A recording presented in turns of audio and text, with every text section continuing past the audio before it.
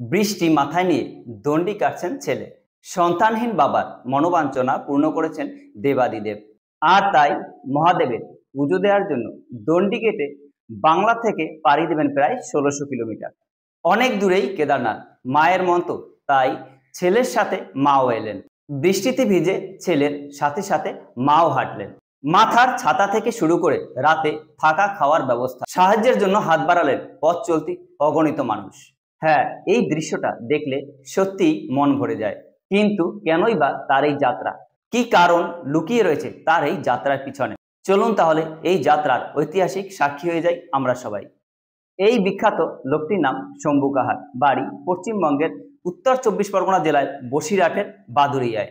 বিয়ের অনেকদিন পেরিয়ে গেলেও নিঃসন্তান ছিলেন তিনি। এরপর তার মনে হলো দেবাদিদেব মহাদেবই তার মনের আশা পূর্ণ করতে পারেন। আর তাই দেবাদিদেব মহাদেবের কাছে তিনি মানত করে বসলেন যে তার ঘর আলো করে যদি একটি সুস্থ সন্তান আসে তবে তিনি দণ্ডি কেটে কেদারনাথে পাড়ি দেবেন। ভগবানও ভক্তের কথা শুনলেন।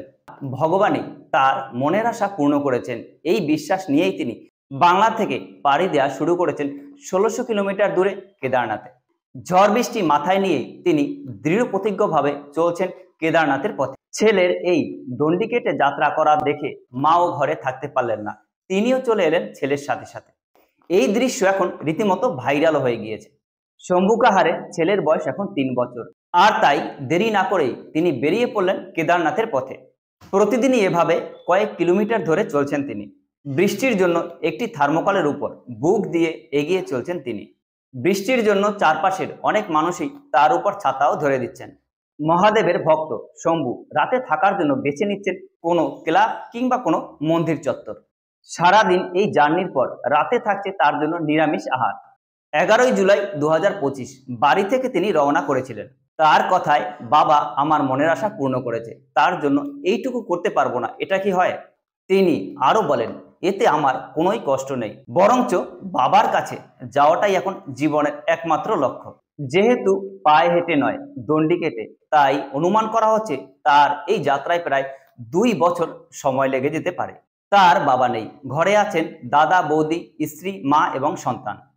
তিনি ড্রাইভারের কাজ করতেন। এখন তার মহাদেবের কাছে যাওয়াটাই জীবনের একমাত্র লক্ষ্য। এখানে আমি আপনাকে একটি ব্যক্তিগত মতামত শেয়ার করব। হয়তো কোনো বড় উচ্চ বিশ্ববিদ্যালয় থেকে তার কোনো ডিগ্রি নেই, সেই সব উচ্চ শিক্ষিত ডিগ্রিধারী ক্রাফটেড অফিসারের চেয়ে শম্ভু কাহারের সরলতা, ভক্তি, তার একাগ্রতা, তার নিষ্ঠা দেবাদিদেবের কাছে তিনি অনেক প্রিয়। যার কাছে দেবাদিদেব মহাদেবের আশীর্বাদ থাকে তার আর কিছুরই প্রয়োজন হয় না।